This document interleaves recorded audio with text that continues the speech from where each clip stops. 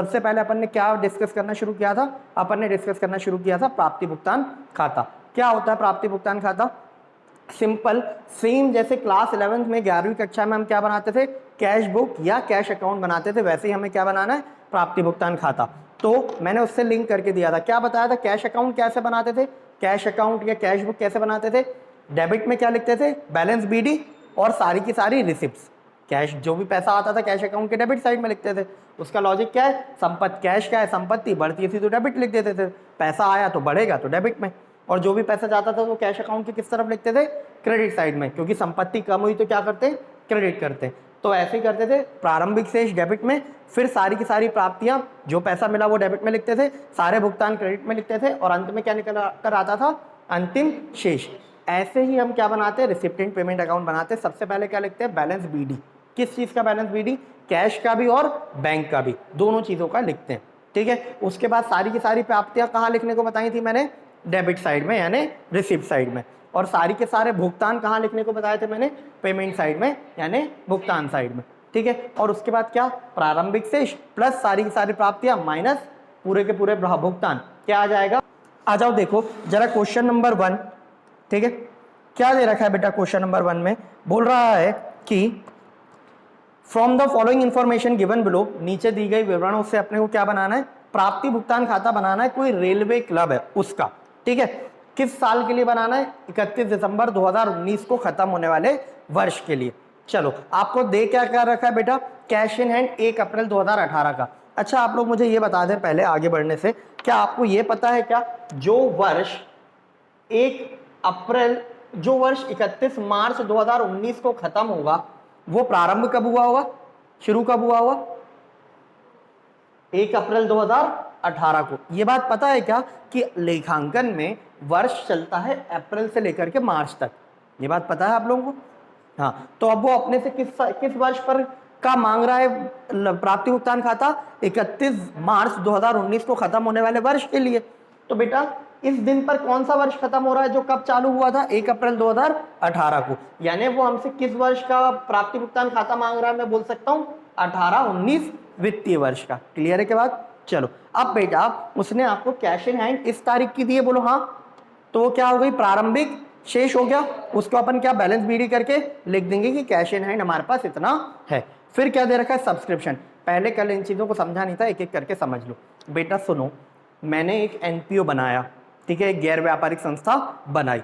अब मुझे बेटा, मैं अकेला पैसा लगा लगा के सारा काम कर सकता हूँ क्या? नहीं, मुझे कुछ और लोग भी चाहिए। तो मैं क्या करूँगा? सबको अपना आइडिया बताऊंगा। जो लोग इंटरेस्टेड होंगे वो क्या बन जाएंगे उसमें? सदस्य। तुमने सुना होगा ना, मंदिरों वगैरह में सदस्य बनते हैं लोग। ठीक है, तो बेटा ये जो सदस्य होते हैं ये क्या करते हैं? एक नियमित समय अंतराल के बाद संस्थान को कुछ पैसा देते हैं। ठीक है, क्यों देते हैं? ताकि उस पैसे से संस्थान क्या कर सके? जो भी उनका उद्देश्य है वो पूरा कर सके। तो जो पैसा सदस्य संस्थान को देते हैं नियमित समय अंतराल में, उसको कहा जाता है सब्सक्रिप्शन। हिंदी में कहा जाता है सदस्यता शुल्क। वो सदस्य बन गया ऑर्गेनाइजेशन के आके, तो अब उनको हर समय में, हर 3 महीने में, महीने भर में, साल भर में, जो भी हम तय करेंगे सब मिलकर, उतने समय के गैप में सबको क्या देना पड़ता है? सदस्यता शुल्क। उसको कहा जाता है सब्सक्रिप्शन। तो बेटा ये संस्थान के लिए क्या हुआ? प्राप्ति हुई। चलो, इसके बाद डोनेशन। बेटा सुनो, सदस्य जो देते हैं उसको क्या बोलते हैं? सब्सक्रिप्शन या सदस्यता शुल्क। बाहर वाले कोई और है जो सदस्य नहीं बनना चाहता लेकिन एक बार उसको लग रहा है कि चलो मैं कुछ दान कर दूं, तो वो क्या करेगा? डोनेशन देगा। ठीक है, तो सदस्य जो देते हैं उसको क्या कहते हैं? सब्सक्रिप्शन। बाहर वाले जो देते हैं उसको क्या बोलते हैं? दान या डोनेशन। ये भी एंट्रेंस हो गई। फिर एंट्रेंस फीस। बेटा एंट्रेंस फीस, जैसे अभी आपने यहाँ पर एडमिशन लिया तो आपसे रजिस्ट्रेशन फीस ली, तो उसका मतलब वो किस चीज का है? आपके पूरे विवरण लिए गए और आपको यहाँ का एक तरह से छात्र की तरह इनरोल किया गया, आपको पंजीकृत किया गया। तो आपसे क्या लिए? Registration fees. ऐसे ही जब हमारे ऑर्गेनाइजेशन में कोई बंदा नया बनने आएगा मेंबर, उससे हम क्या लेंगे? एक बार एंट्रेंस फीस। एंट्रेंस फीस का मतलब होता है प्रवेश शुल्क। ठीक है, मैं हिंदी में बताता जा रहा हूँ, आप चाहें तो लिख सकते हैं।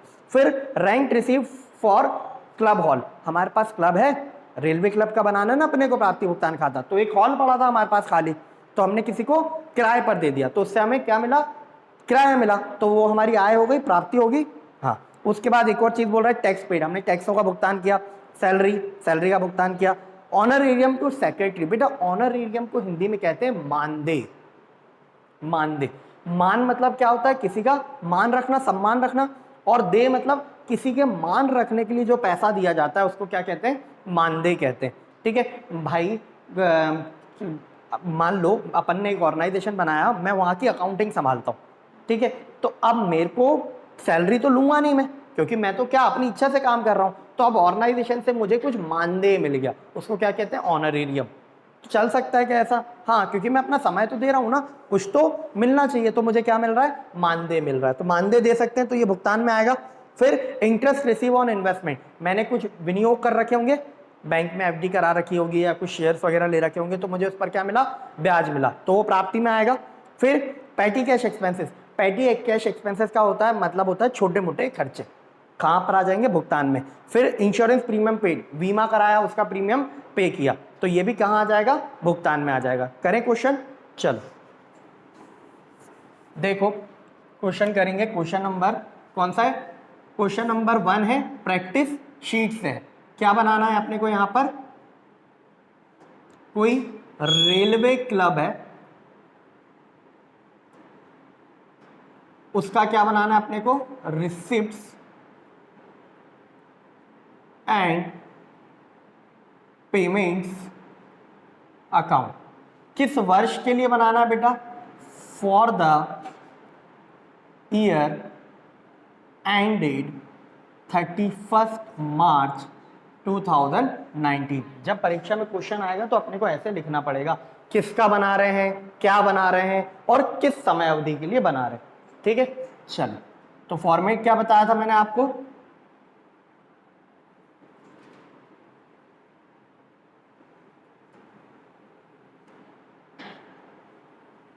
इस साइड वाला कॉलम क्या है, रिसिप्ट है,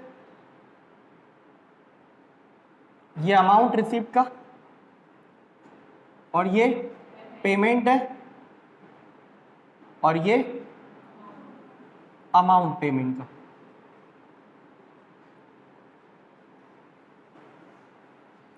चलो एक एक करके देखना शुरू करेंगे। सबसे पहले क्या लिखेंगे अपन, बैलेंस बीडी। बैलेंस बीडी का मतलब क्या होता है, अपन क्या लिख रहे हैं, प्रारंभिक शेष। यहां पर लिखेंगे कैश इन हैंड, कितना है बेटा, 4390, 4390। चलो अब कुछ नहीं करना है, एक एक चीज पढ़नी है, समझना है कि प्राप्ति में आएगा या भुगतान में आएगा, लिखना है और अंतिम शेष निकालना है। क्या दिया हुआ है आपको, सब्सक्रिप्शन, कहां आएगा, प्राप्ति में, कितना है बेटा, 37,600। उसके बाद क्या है बेटा, डोनेशन, कितना है डोनेशन, 8,000 रुपए। डोनेशन के बाद क्या है, एंट्रेंस फीस। ये आपको थोड़ी बहुत स्पेलिंग्स याद करनी रहेंगी भैया, है ना, कितना है, 4300। फिर क्या है, एंट्रेंस फीस के बाद rent receive for club hall, कितना है, 5250। फिर क्या है बेटा आपके पास, फिर है आपके पास इलेक्ट्रिसिटी चार्जेस, कहां आ जाएंगे, भुगतान में, बाय इलेक्ट्रिसिटी चार्जेस, कितना है अमाउंट, 3440। फिर क्या है उसके बाद, टैक्सेस पेड, भुगतान किया हमने काय का, करों का, तो कर भुगतान कितना आ गया, 490 बेटा। उसके बाद क्या है, सैलरीज, यानी हमने क्या किया, वेतन दिया लोगों को, सैलरीज का अमाउंट कितना है, 21,500। कोई दिक्कत है क्या इसमें, नहीं है, बड़ा सिंपल है। फिर क्या है, honorarium to secretary, honorarium to secretary कितना है, 2,500 रुपए, 2,500 रुपए। उसके बाद क्या है,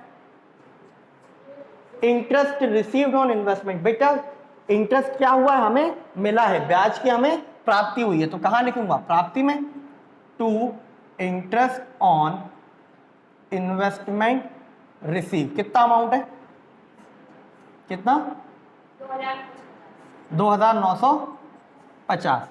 फिर उसके बाद है बेटा प्रिंटिंग एंड स्टेशनरी कितना 350, कहां पर आ जाएगा प्रिंटिंग एंड स्टेशनरी, भुगतान में आएगा 350। फिर क्या करना है, फिर 900 रुपए पेटी कैश एक्सपेंसेस है, तो बाय पेटी कैश एक्सपेंसेस कितना 950। उसके बाद सॉरी 900 रुपए है ना, और आखिरी में क्या दिया हुआ, इंश्योरेंस प्रीमियम पेड, यानी बीमा का प्रीमियम भरा, तो इंश्योरेंस प्रीमियम पेड कितना है 310 रुपए। कोई दिक्कत है क्या, अपन ने सारी चीजें प्राप्ति में जो आना था वो वहां लिख दिया, भुगतान में जो आना था वो वहां लिख दिया। अब क्या करना है, कुछ मत करो बेटा, प्राप्ति साइड का टोटल लगाओ कितना आ रहा है,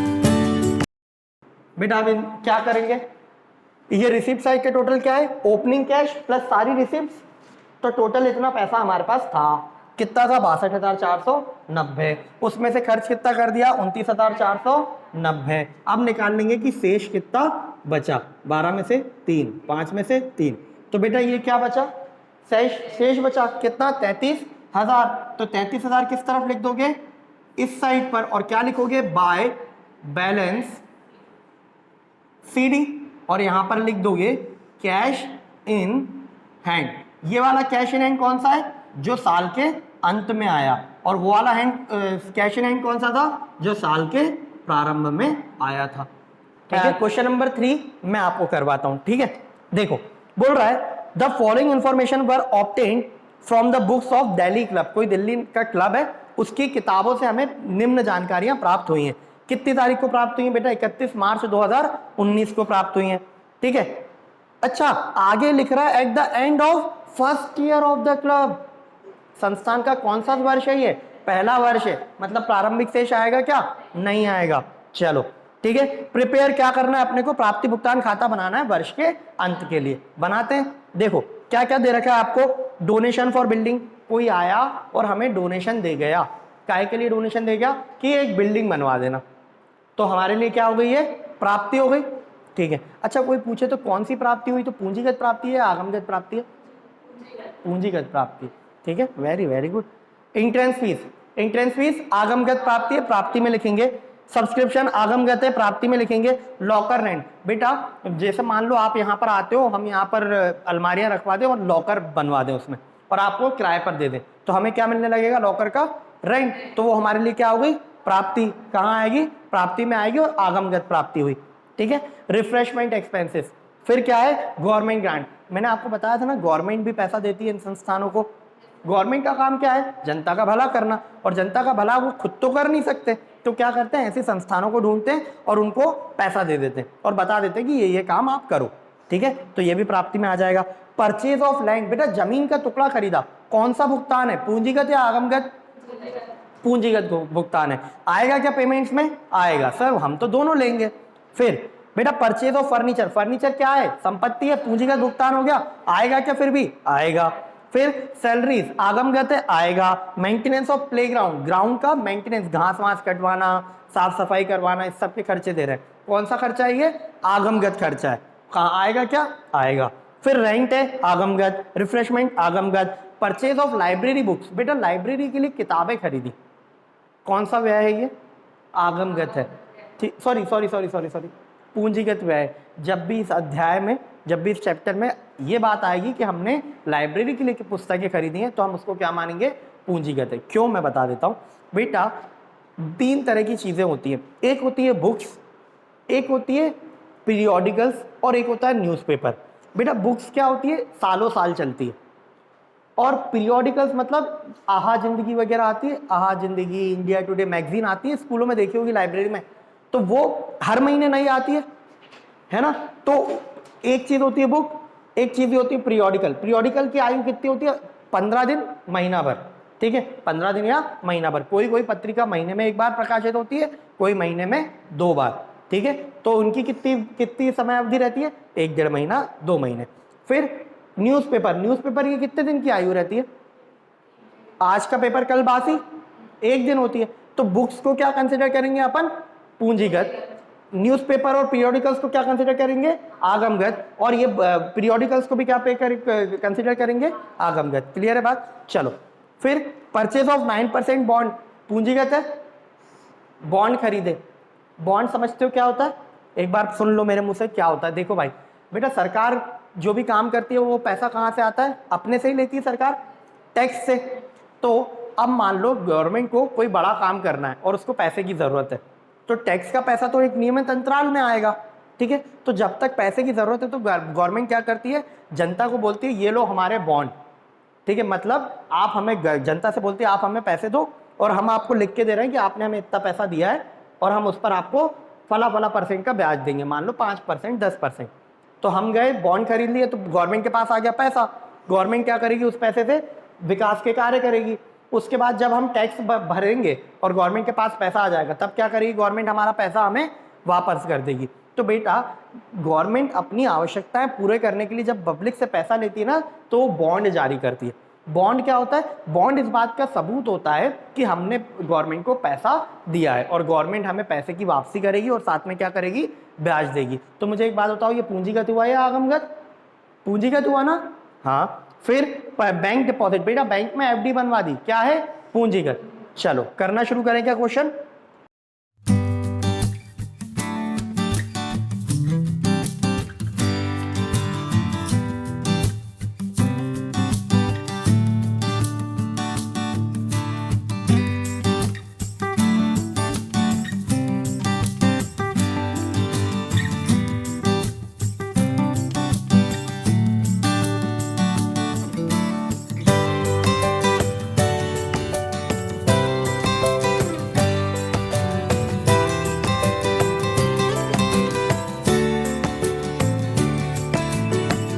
पहली चीज क्या दे रखी है? डोनेशन फॉर, यहां पर ओपनिंग शेष आएगा क्या?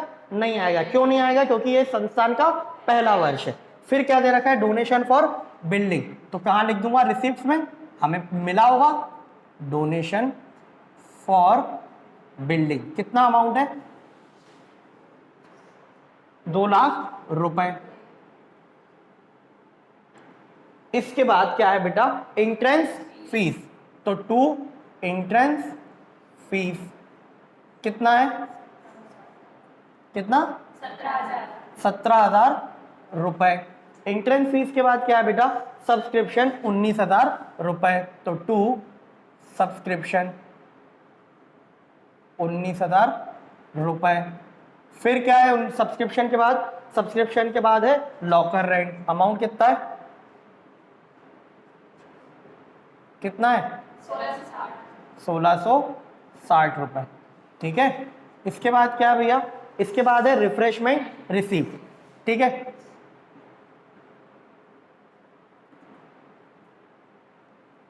रिफ्रेशमेंट रिसीव क्या हुआ? मतलब हम नाश्ता वाश्ता कराते थे यहाँ पर रख के लोगों को, उससे हमें पैसा प्राप्त हुआ। कितना प्राप्त हुआ? 16,000 रुपए। इसके बाद क्या है? Government grant. गवर्नमेंट ने हमें कितना पैसा दे दिया? गवर्नमेंट ने हमें 25,000 रुपए दे दिए ग्रांट के तौर पर, 25,000 रुपए। बेटा ये गवर्नमेंट ग्रांट को सरकारी अनुदान कहते हैं, ठीक है। चलो फिर सब्सिडी भी कहते हैं। परचेज ऑफ लैंड, लैंड कहाँ आ जाएगा? पेमेंट में। परचेज ऑफ लैंड, भूमि खरीदी। कितने की खरीदी है? 10,000 रुपए की भूमि खरीदी है। फिर क्या है भाई? Purchase of furniture. कितना है? 1,30,000 रुपए। फिर क्या है परचेज ऑफ फर्नीचर के बाद? फिर है सैलरी। कितनी है? 4,800 रुपए। सैलरीज के बाद क्या है? सैलरीज के बाद है maintenance of playground, by maintenance of play grounds. कितना है? 1,01,000 रुपए। चलो उसके बाद क्या है? रेंट। कितना है रेंट? 8,000 रुपए। फिर क्या है? Refreshment payments, by refreshment payments. कितनी है? 8,000 रुपए। उसके बाद क्या है? लाइब्रेरी के लिए हमने बुक्स खरीदी। कितने की खरीदी है? 25,000 रुपए। फिर क्या है लाइब्रेरी बुक्स के बाद? Purchase of 9% bond. हाँ बेटा, पर लाइब्रेरी बुक खरीदी ना हमने, मैं तो बता रहा था आपको कि लाइब्रेरी बुक पूंजीगत भुगतान है, लेकिन आएगा तो कहाँ, भुगतान में ही भुगतान है। तो उसके बाद क्या है? Purchase of government bond, purchase of government bond. कितने के बॉन्ड खरीदे? 1,60,000 रुपए। आखिरी में क्या है? Term deposit with bank. Bank में जाके हमने क्या करवा दी है? एफडी करवा दी है। कितने की करवाई है? 15,000 रुपए की। चलो अब कुछ भी नहीं, अपन क्या करेंगे, रिसीप्ट साइड का टोटल लगा लेते हैं। कितना है देखो जरा।